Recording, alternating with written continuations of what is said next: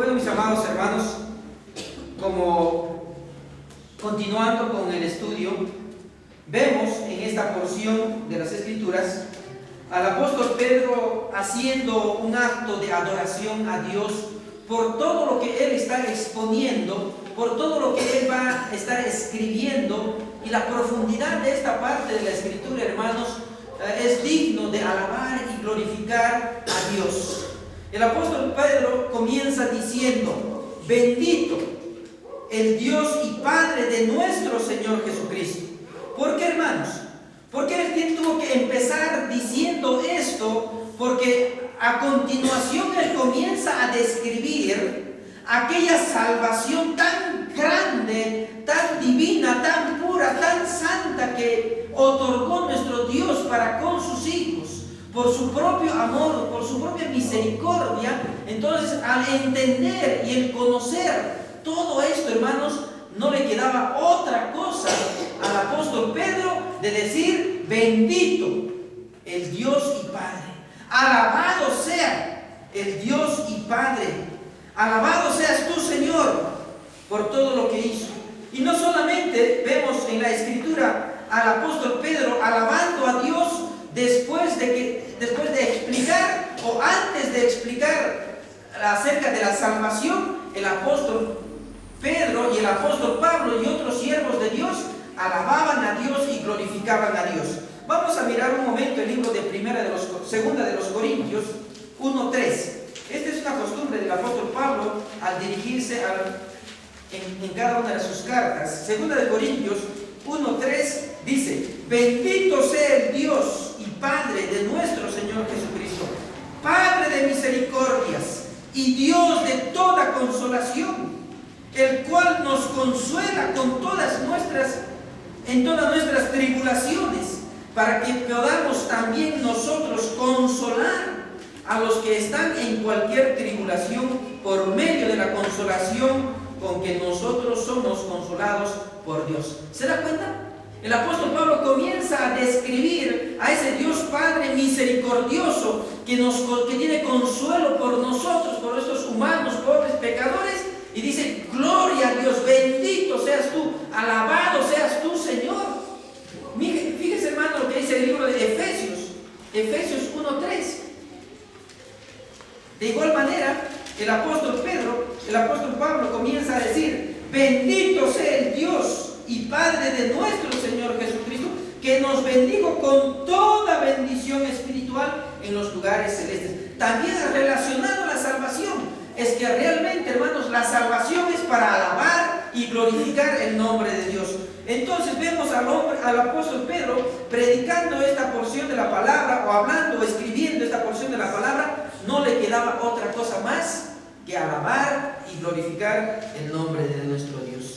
Asimismo, también encontramos en algunos salmos esta frase de bendito seas Dios. Salmos 41.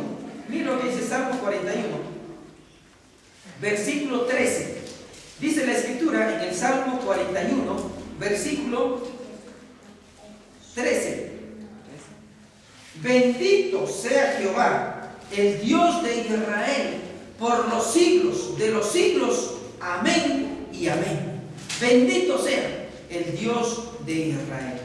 ¿Por qué es bendito? Porque de los siglos y de los siglos Él es el mismo, Él no cambia. Entonces podemos alabar a Dios porque Él no cambia. Es el mismo de ayer, de hoy y de siempre. Es el alfa y la omega. No tenemos otros dioses. Dios no cambia, es inmutable. Él no cambia en nada. Entonces es el mismo Dios, y es por eso que nosotros tenemos que alabarlo a Dios. Son razones justificadas para que usted y yo podamos alabar y glorificar el nombre de Dios. Salmo 72.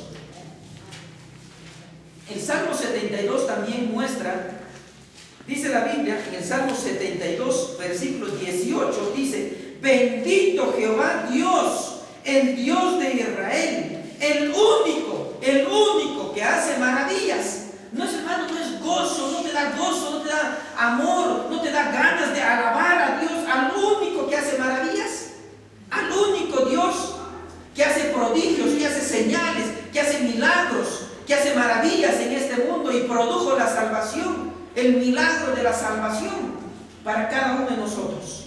En el Salmo 89, versículo 52.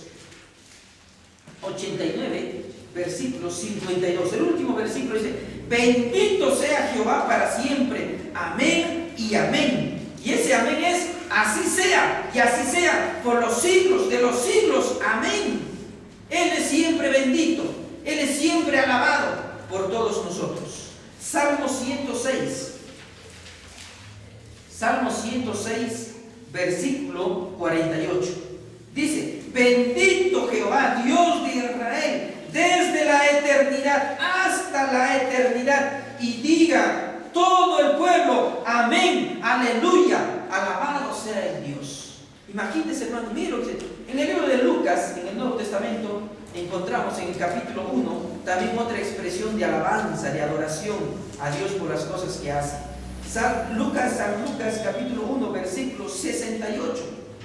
Dice la Escritura: bendito el Señor, Dios de Israel, que ha visitado y ha redimido a su pueblo, y nos levantó un poderoso Salvador en la casa de David, su siervo, como habló por boca de los santos profetas que fueron desde el principio, salvación de nuestros enemigos y de la mano de todos los que nos aborrecen. Bendito sea Jehová, bendito sea el Señor, Dios de Israel. ¿Se da cuenta, hermano?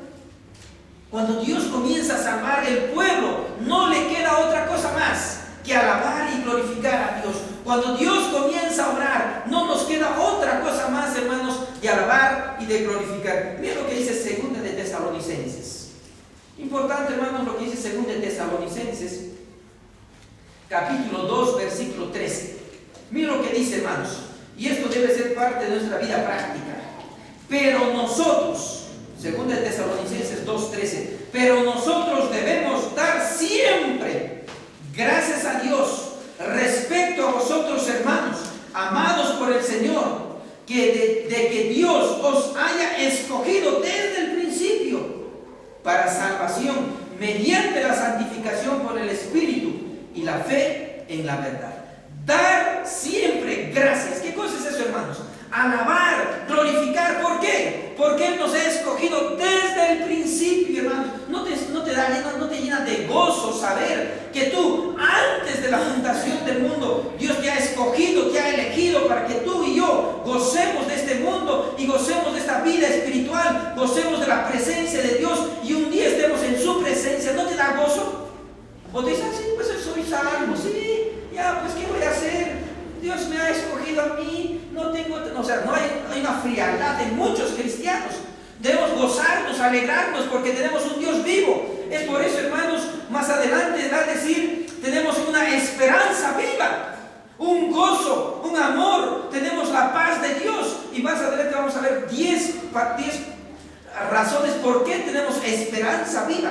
Pero, hermanos, esto nos debe llenar de gozo, de amor. No debemos tener, hermanos, una vida apagada, muerta, una vida sin gozo. Debemos estar gozosos en el Señor, que la paz de Dios haya venido a nuestros corazones. Eso debe producir gozo y debe ser alabanza a Dios, de gloria para nuestro Creador.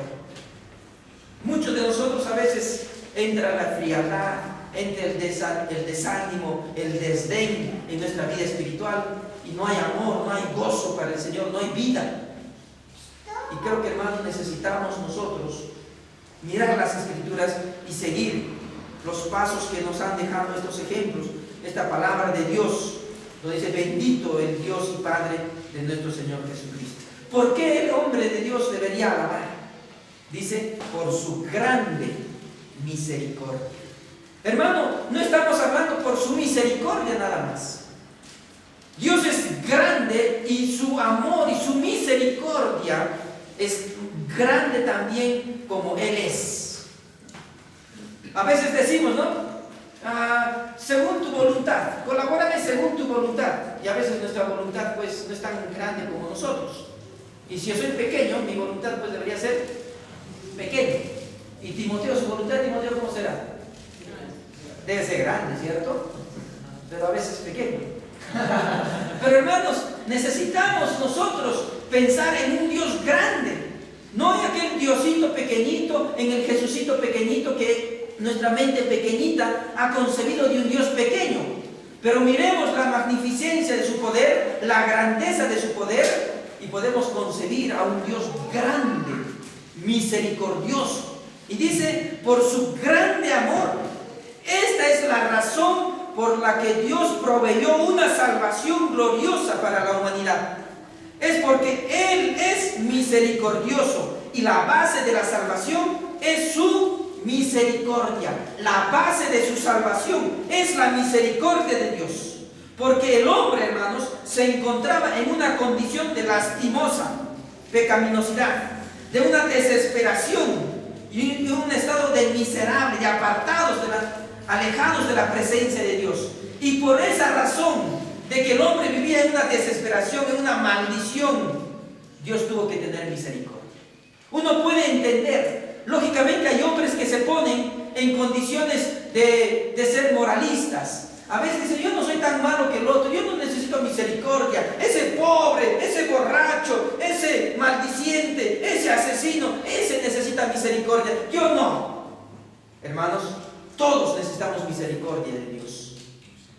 Todos necesitamos. Ese maldiciente, ese borracho, ese insignificante, ese hombre malo, ese hombre violador, necesita la misericordia de Dios, tal igual como yo necesito la misericordia de Dios. Yo no necesito ser un hombre malvado para necesitar misericordia de Dios. Pero mucha gente, su soberbia es tan grande que no le deja ver que necesita misericordia de Dios.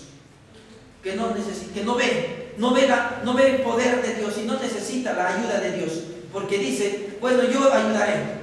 Yo necesito ayuda, pero yo mismo me ayudaré. Yo solo puedo solucionar mis problemas. Yo solo puedo hacer mi vida. No hay nadie que va a dirigir mi vida.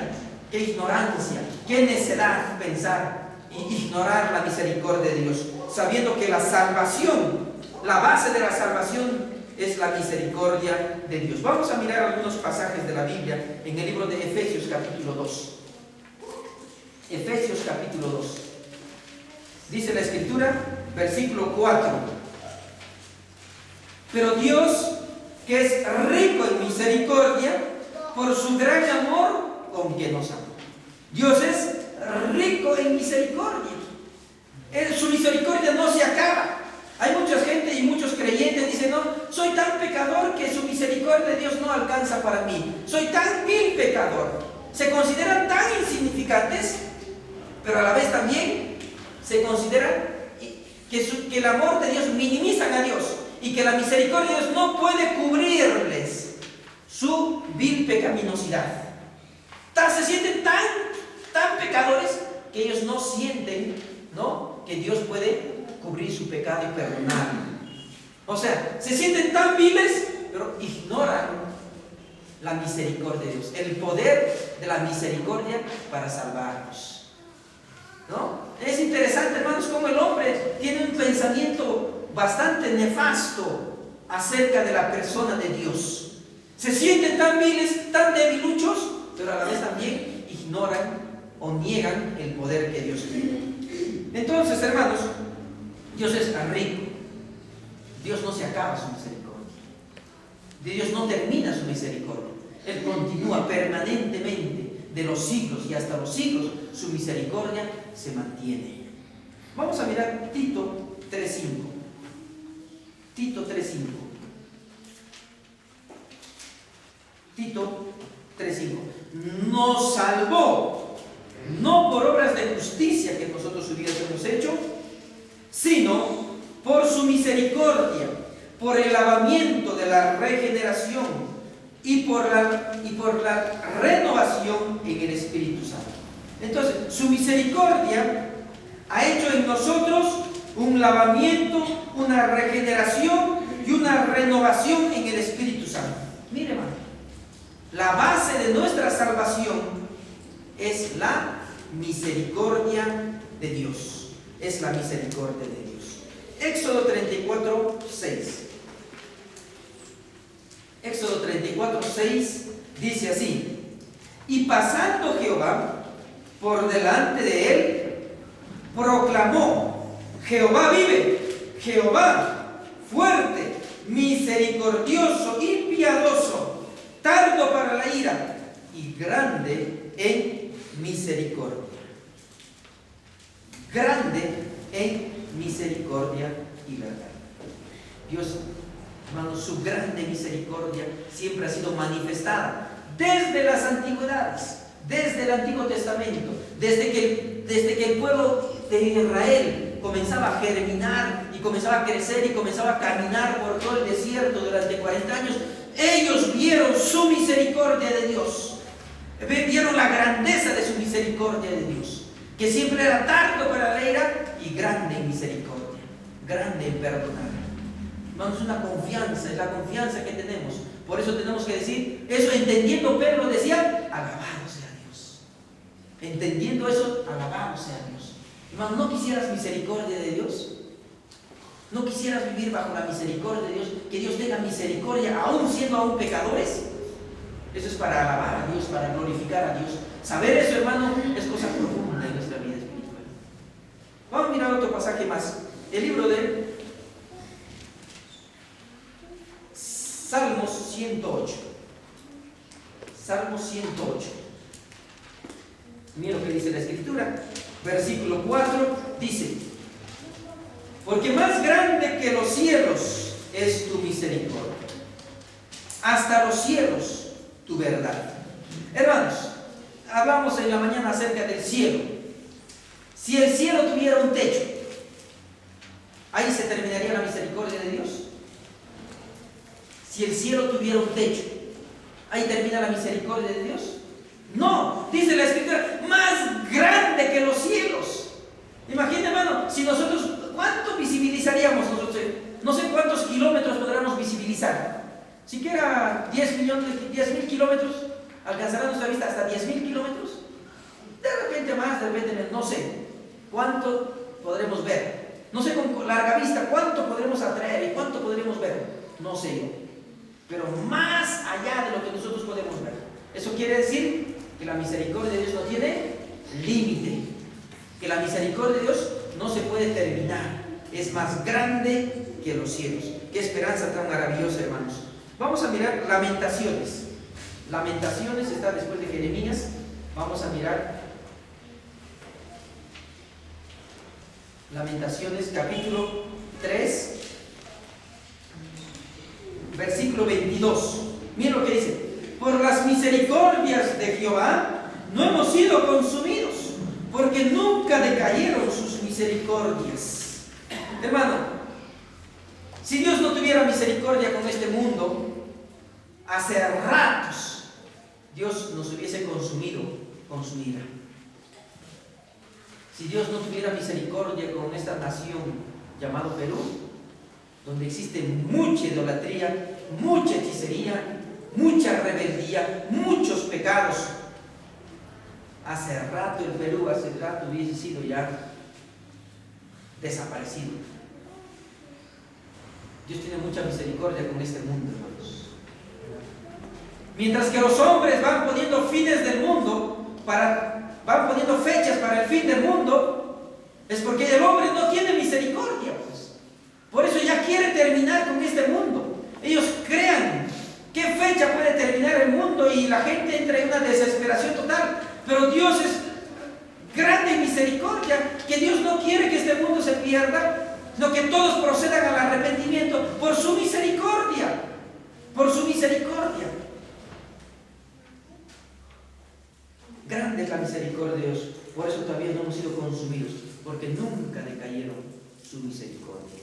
Vamos a mirar Miqueas.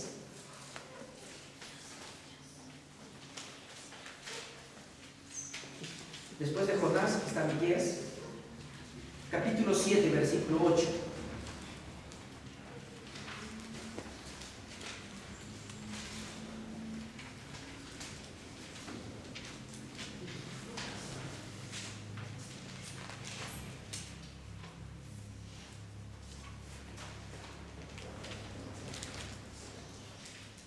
Disculpe, hermanos. 7:18. Miqueas 7:18. ¿Qué Dios como tú que perdona la maldad y olvida el pecado del remanente de su heredad. No retuvo para siempre su enojo, porque se deleita en misericordia. Miren lo que dice, hermanos. No retuvo para siempre su enojo, porque se deleita en su misericordia. Alabado sea Dios, hermanos, porque Él se deleita haciendo misericordia para nosotros, proporcionándonos la salvación. Es el gozo de Dios, es la alegría de Dios, es el amor a sí mismo que Dios se tiene y produce ese amor a sí mismo que tiene Dios, produjo la salvación en nosotros.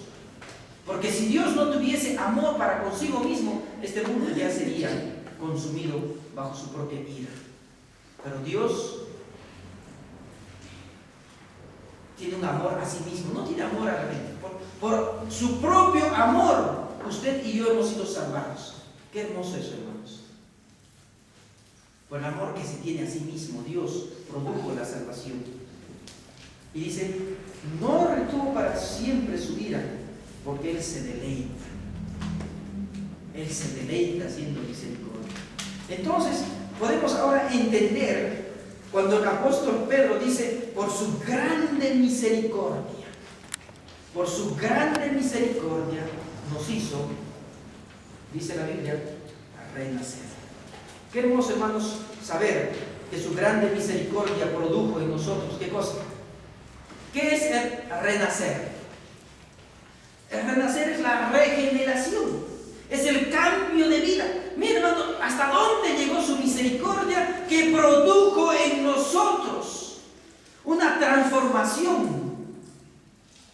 Alguien lo llamaría una metamorfosis, una transformación de un renacuajo a un sapo, un cambio para llegar al término total de vida. Hermanos, qué hermoso saber que Dios nos concedió el nuevo nacimiento como parte de su provisión perfecta en la salvación. Tan pronto un creyente acude a Cristo y deposita su fe, él nace de nuevo dentro de la familia de Dios y recibe una naturaleza nueva. Mira lo que dice el versículo 1:23 de Primera de Pedro. Dice 1:23, siendo renacidos no de simiente corruptible, sino de incorruptible, por la palabra de Dios, que vive y permanece para siempre. Renacidos de una simiente, no de una simiente corruptible. Más adelante vamos a ver qué es corruptible, algo que se corroe, ¿cierto? Algo que se oxida, algo que tiene un fin. Pero gracias a Dios que nosotros no hemos nacido de algo que se termina, de algo que se malogra, de algo que se desaparece, de algo que se desvanece. Dios nos hizo nacer de algo que no termina, ¿no? Más adelante vamos a ver eso. Pero dice, Dios nos ha hecho nacer de una simiente no corruptible, sino de una incorruptible, por la palabra de Dios que vive y permanece para siempre. Mira lo que dice Santiago 1:18. Volteo un poquito más después de 1 de Pedro. Santiago 1:18 dice, Él de su voluntad nos hizo nacer por la palabra de Dios, para que seamos primicias de sus criaturas. Imaginen, nos hizo renacer, o nos hizo nacer, nos transformó para que seamos primicias de sus criaturas. ¿No? Lo primero, la transformación, el nuevo nacimiento, para ser lo primero de sus hijos. Vamos a mirar primero San Juan 1:13, el Evangelio de San Juan 1:13.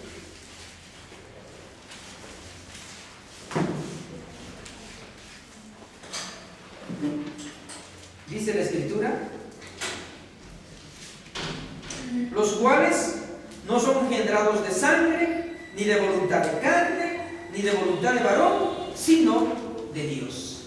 Este nuevo nacimiento no es un nacimiento que ha sido engendrado por alguien. Usted no puede decir que yo entendí el Evangelio, comprendí el Evangelio porque tuve un buen pastor que escribió muchos libros, y ese pastor inteligente, sabio, dijo,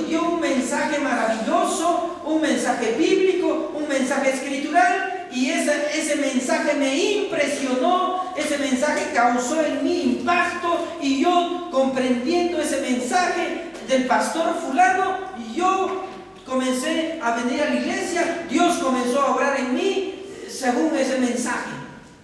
No es el mensaje del hombre. No es el mensaje del hombre. No es cuántas capacidades tiene el hombre. Es la obra de Dios. Este renacimiento, esta transformación. Yo he sido discipulado, dicen algunos. Yo he sido discipulado. A mí me han discipulado con los mejores libros de discipulación. Yo he tenido un buen discipulador. Y gracias a Dios por ese discipulador, que yo ahora soy nueva criatura. Es, como dice la Biblia, es engendrado de sangre, ni por voluntad de carne, ni por voluntad de varón, sino este nuevo nacimiento es una obra divina de Dios. No es por nadie. No es por nadie. Ningún ser humano puede atribuirse que engendra hijos. Hay algunos pastores que dicen: no, yo tengo hijos espirituales. ¿Qué hijos espirituales voy a tener yo? No puedo tener, apenas tengo 3 mis hijos que no son ni siquiera espirituales, son todavía carnales, de mi sangre. Yo no puedo engendrar hijos espirituales. Hay pastores y predicadores que aluden ser padres de mucha gente espiritualmente. Y hay hermanos de las iglesias que dicen: el pastor fulano es mi padre espiritual. ¿Qué padre espiritual, hermanos? Es un engaño, es una mentira del diablo que mete en el corazón del hombre y aún de los pastores y los predicadores para propiciar ese tipo de pensamientos equívocos y en contra de las Escrituras y en contra de nuestro Dios. Es Dios quien engendra a los hijos. Ningún pastor debe atribuirse dueño de las almas, porque no es dueño de las almas. Es Dios quien regenera, quien transforma, quien hace nacer al hombre, y no es los hombres, los pastores. Y el claro ejemplo, hermanos, vemos en la historia de Nicodemo, San Juan capítulo 3 del 1 al 15. Usted puede leer, y hermano, ahí puede ver cómo está tan claramente cómo el hombre nace de nuevo.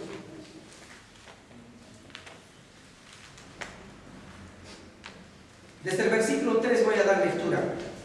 Respondiendo Jesús, desde el 2, este vino a Jesús de noche y le dijo: Rabí, sabemos que has venido de Dios como maestro, porque nadie puede hacer estas señales que tú haces si no está Dios con él. Respondiendo Jesús le dijo: de cierto te digo, que el que no naciere de nuevo no puede ver el reino de Dios. Nicodemo le dijo: ¿cómo puede un hombre nacer siendo viejo? ¿Acaso puede entrar por segunda vez en el vientre de su madre y nacer? Respondiendo Jesús le dijo: de cierto te digo, el que no naciere de agua y del Espíritu no puede entrar en el reino de Dios. Lo que es nacido de la carne es, y lo que es nacido del Espíritu, espíritu es. No te maravilles de esto, no te maravilles de que te dije, os es necesario nacer de nuevo. El viento sopla de donde quiere y oye su sonido, mas ni sabe de dónde viene ni a dónde va. Sí, así es todo aquel que es nacido del Espíritu. Respondiendo Nicodemo le dijo: ¿cómo puede hacerse esto? Respondiendo Jesús le dijo: ¿eres tú maestro de Israel y no sabes esto? De cierto te digo, que lo que sabemos, hablamos, y lo que hemos visto, testificamos, y no recibís nuestro testimonio. Si os he dicho cosas terrenales y no creéis, ¿cómo creeréis si os dijere las celestiales? Nadie subió al cielo, sino el que descendió del cielo, el Hijo del Hombre, que está en el cielo. Y como Moisés levantó la serpiente en el desierto, así es necesario que el Hijo del Hombre sea levantado, para que todo aquel que en él cree no se pierda, mas tenga vida eterna. Claro ejemplo de cómo Dios hace nacer a un hombre, y explica cómo es el nuevo nacimiento. Es un nacimiento espiritual, no es un nacimiento de carne, ni por voluntad de hombre, ni de sangre, sino es un nacimiento espiritual. Entonces, hermanos, al saber que Dios nos ha hecho renacer, que ha tenido misericordia en hacernos renacer, también es un acto de adoración y de alabanza para con Dios. Ahora, hermanos, hay una razón por qué Dios tuvo misericordia y nos hizo renacer a nosotros. Dice la Biblia, para una esperanza viva. Para una esperanza viva. Este es el objetivo, hermanos, de este nuevo nacimiento. Esta es la razón por la cual Dios nos hizo nacer. Una esperanza viva. Romanos 8:24, mira lo que dice, hermanos. Romanos 8:24. Dice las Escrituras: porque en esperanza fuimos salvos. Pero la esperanza que se ve no es esperanza.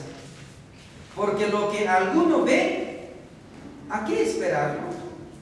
Pero si esperamos lo que no vemos, con paciencia lo aguardamos. Dice que hemos sido salvados en esperanza.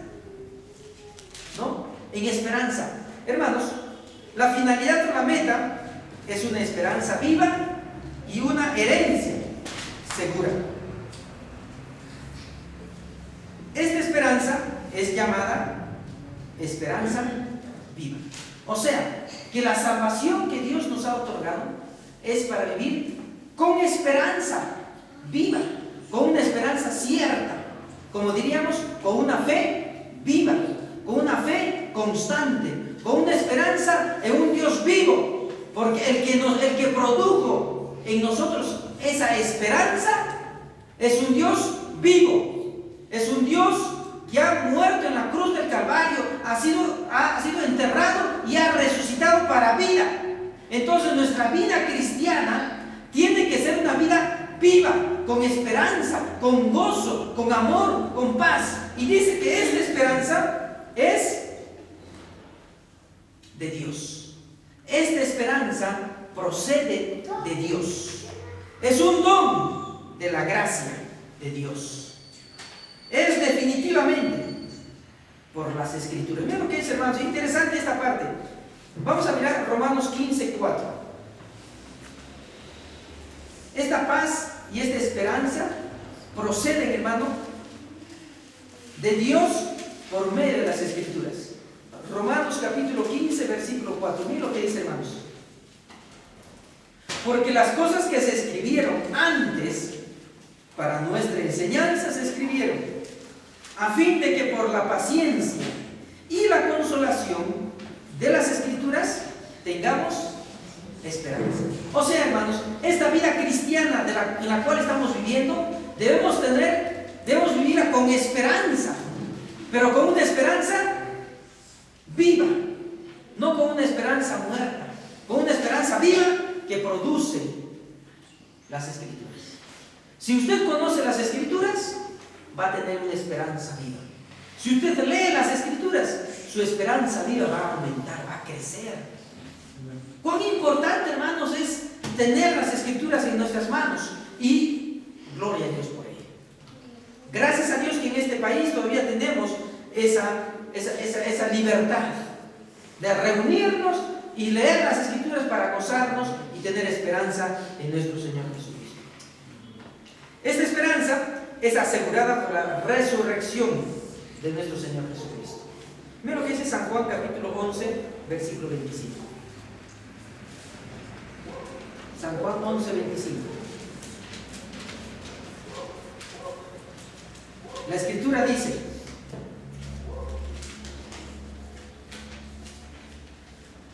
y Jesús dijo: yo soy la resurrección y la vida. El que cree en mí, aunque esté muerto, vivirá. Y todo el que vive y cree en mí, no morirá eternamente. ¿Crees esto? ¿Tienes esperanza en esto? ¿Tienes esperanza en lo que dice la Biblia, que yo soy la resurrección y la vida? ¿O tienes una esperanza muerta que voy a morir, y si muero, ahí acabó mi vida. No, nuestra esperanza viva es si es que muero, pues un día el Señor me va a levantar. Un día el Señor va a restaurar estos huesos muertos para vida eterna. ¿Crees esto, hermano? Tu esperanza está, si es que tú murieras ahora, en el resucitar en el día posterior, que Dios te levantará. ¿Esa es tu esperanza? Hermano, nuestra esperanza viva debe estar manifestada en esto y vivir con seguridad la vida sabiendo que lo que nos pueda pasar, pues un día el Señor lo va a restaurar. También vivir esta esperanza está confirmada en el cristiano por el Espíritu Santo. Miren lo que dice, hermano, Romanos 15:13. Romanos 15:13. Dice las Escrituras: y el Dios de esperanza os llene de todo gozo, paz en el creer, y que abundéis en esperanza por el Espíritu Santo. Ahora, hermanos, abundar en esperanza por el Espíritu Santo. ¿Estamos siendo guiados por el Espíritu Santo en nuestra vida? ¿Estamos siendo guiados por el Espíritu Santo para tomar decisiones firmes? ¿Estamos con una esperanza de que la decisión que estoy tomando, que el asunto que estoy viendo, que el problema que tengo, asumo con esperanza que produce el Espíritu Santo, la tranquilidad, el gozo en nuestro ser? ¿O de repente hacemos y tomamos decisiones que nos llevan mucha duda, mucho temor? De repente no son decisiones que producen en nosotros mucha angustia, y no hay paz, no hay seguridad, no hay tranquilidad del Espíritu Santo. Entonces, hermanos, nuestra esperanza tiene que ser confirmada también por el poder del Espíritu Santo. Asimismo, también la esperanza defiende al cristiano de los ataques de Satanás. Miren, hermanos, 2 Tesalonicenses 5:8. 2 Tesalonicenses 5:8.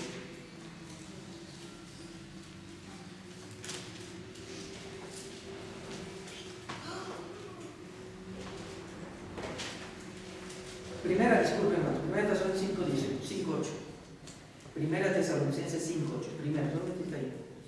Dice la Escritura: pero nosotros que somos del día, seamos sobrios, habiéndonos vestido de la coraza de fe y de amor, y con la esperanza de la salvación como yelmo.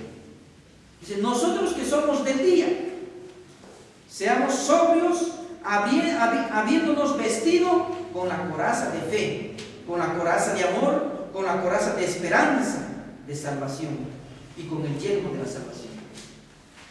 Hermano, si nosotros vivimos con esperanza viva, hermano, menos ataques de Satanás vamos a tener. Si nosotros vivimos con una esperanza viva, nos protege, nos defiende. Esta esperanza viva en el Señor nos va a defender de los ataques de Satanás. La esperanza también es confirmada por medio de las pruebas. Mira lo que dice en el libro de Romanos capítulo 5. Romanos capítulo 5. Mira lo que dicen las Escrituras, hermano.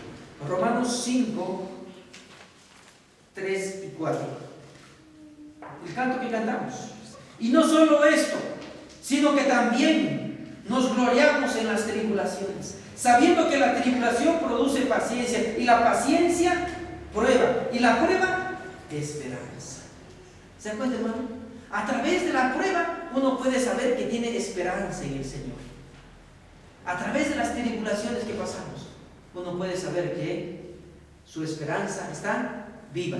O las pruebas o las tribulaciones pueden matar nuestra esperanza.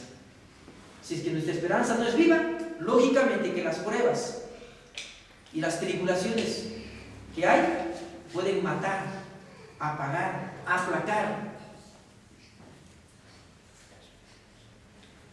la esperanza que uno tiene. Por eso es muy importante tener una esperanza viva, hermanos. La esperanza también, hermanos, produce gozo. Mira lo que dice Salmo 146. Salmo 146. Mira lo que dice la Escritura, hermanos. La esperanza produce gozo.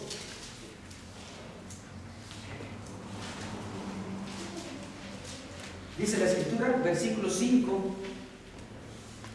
Bienaventurado aquel cuyo ayudador es el Dios de Jacob, cuya esperanza está en Jehová su Dios. Bienaventurado, gozoso, feliz, aquel hombre cuyo ayudador es Jehová y cuyo Dios le produce la esperanza en ese hombre. Es gozoso, cuya esperanza está en Dios. Feliz es el hombre que confía en el Señor. Es gozoso. La esperanza viva produce o debe producir en el hombre creyente un gozo inefable. También la esperanza se cumple a perfección en el regreso de Cristo. ¿Esperamos la venida de Cristo? ¿No? Tenemos esperanza viva de que Cristo va a venir un día a recoger a su iglesia, a recoger a sus escogidos, a recoger a sus hijos. Esa es nuestra esperanza, hermanos. Dijo Jesucristo, el mismo Dios, no los ángeles, el mismo que se fue, ese mismo volverá. De la misma manera que se fue, de la misma manera volverá. ¿Es nuestra esperanza la venida de Cristo? O como algunos quizás están dudando ya de que Cristo no vendrá. Y respondería Pedro, diría, no es que Dios se haya olvidado de su promesa, sino que es paciente para con todos, que ninguno se pierda, sino que todos procedan al arrepentimiento. Dios no ha olvidado su promesa de la segunda venida. Él va a volver. Y esa es nuestra esperanza. Y esa es la esperanza de la iglesia de gracia. Esa es la esperanza de esta iglesia. Y debe ser la esperanza de todos aquellos a quienes Dios está trayendo para una esperanza viva. Por eso cuán importante, hermanos, es tener esta esperanza. Y esta esperanza dice el versículo 5 de Romanos, que dice, y la esperanza no avergüenza, hermanos. Esta esperanza no debe avergonzarnos. La esperanza de tener, la esperanza viva de esperar a Cristo, no debe avergonzarnos, sino debe llenarnos de gozo, de amor, de paz, de valentía, para poder predicar el Evangelio, para continuar el mandato del Señor y su obra aquí en la tierra. No nos avergüenza este Evangelio, hermanos. No nos avergüenza esta esperanza. Mira lo que dice Tito 1 y 2. Tito, capítulo 1, versículo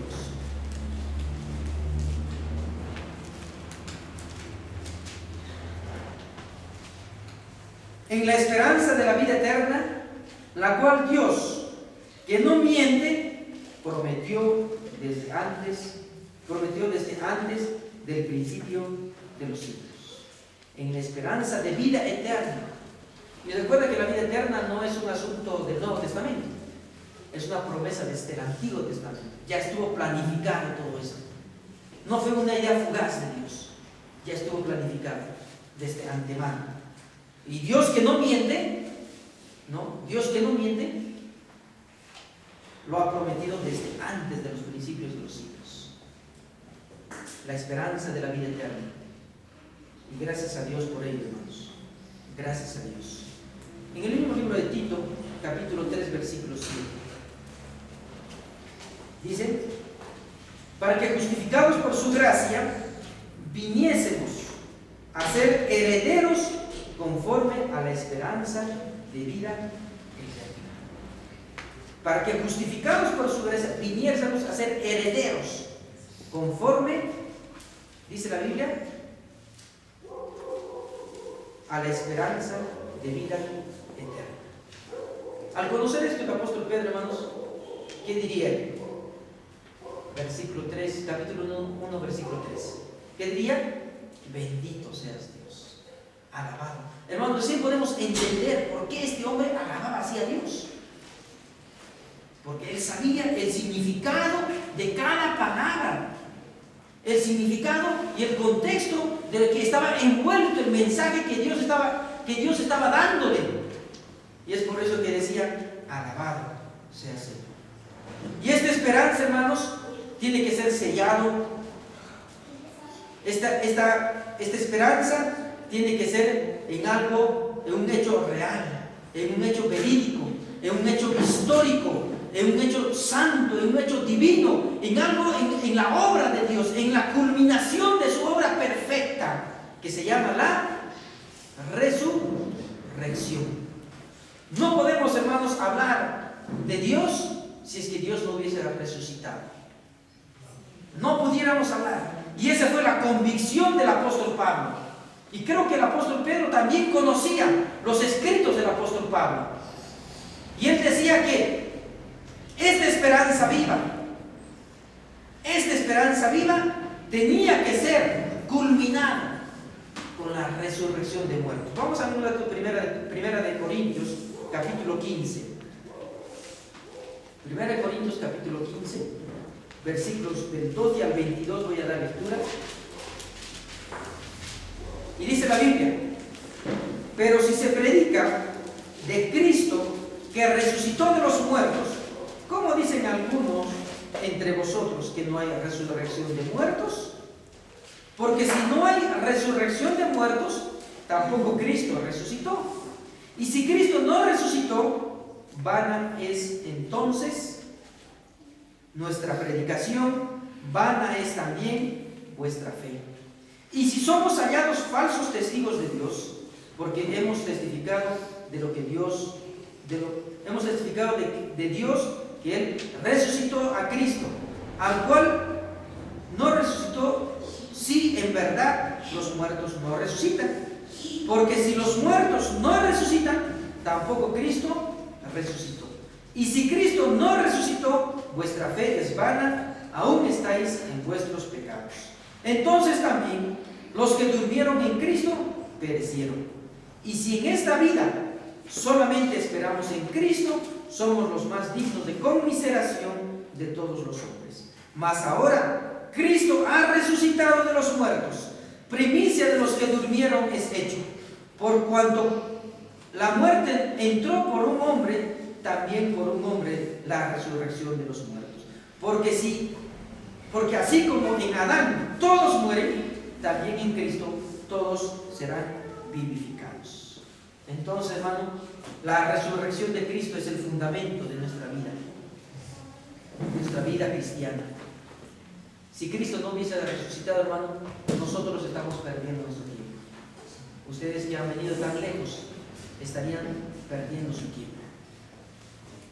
Pero gracias a Dios, alabado sea Dios, glorificado sea Dios, que Dios ha resucitado, y ahora vemos, hermano, pues las grandezas de nuestro Dios, en nuestra vida. ¿Por qué? Porque resucitó de los muertos y ahora, hermanos, podemos gozar de esta vida eterna. Vamos a mirar Romanos capítulo 4, versículo 25.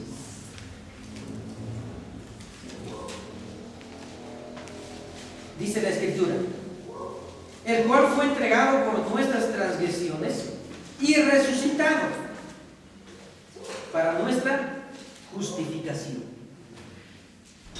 No solamente la resurrección nos asegura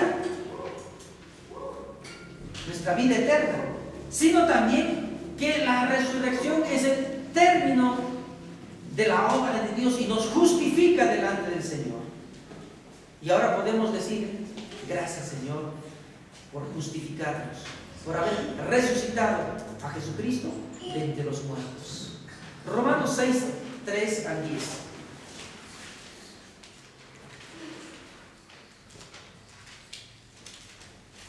Romanos capítulo 6, versículos 3 al 10 dice: ¿o no sabéis que todos los que hemos sido bautizados en Cristo Jesús hemos sido bautizados en su muerte? Porque somos sepultados juntamente con Él para muerte por el bautismo, a fin de que como Cristo resucitó de los muertos por la gloria del Padre, así también nosotros andemos en vida nueva. Porque si fuimos plantados juntamente con Él en esperanza de su muerte, así también lo seremos en la resurrección. Sabiendo esto, que nuestro viejo hombre fue crucificado juntamente con él, para que el cuerpo del pecado sea destruido, a fin de que no sirvamos más al pecado, porque el que ha muerto ha sido justificado del pecado. Y si morimos, con Cristo creemos que también viviremos con él, sabiendo que Cristo, habiendo resucitado de los muertos, ya no muere, la muerte no se enseñorea más de él, porque en cuanto murió al pecado, murió una vez por todas. Mas en cuanto vive, para Dios vive. Fíjate, hermano. Dios ha resucitado para la gloria del Padre. Pero también esa resurrección nos dice que andemos en vida. Andemos en vida. La resurrección, hermanos, es nuestra justificación. Y la resurrección es gloriosa. Gloriosa delante de nuestro Dios. Que el Señor sea glorificado. Después de entender todo esto, podemos decir: alabado sea Dios. Bendito Dios, porque has hecho esto por nosotros. Nuevamente vuelvo a decir, el apóstol Pedro conocía el contenido, el peso profundo de las Escrituras. Él sabía las palabras que estaba escribiendo y nos dejó. Y antes pudo decir: gloria a Dios por esto. Alabado seas Dios, porque tú, oh profundidad, cuán profundas son tus Escrituras, cuán profunda es tu palabra, cuán rico. El entender, hermano, esto nos debe llevar a alabar y glorificar el nombre de Dios. Que el Señor sea glorificado en medio de nosotros. Vamos a orar.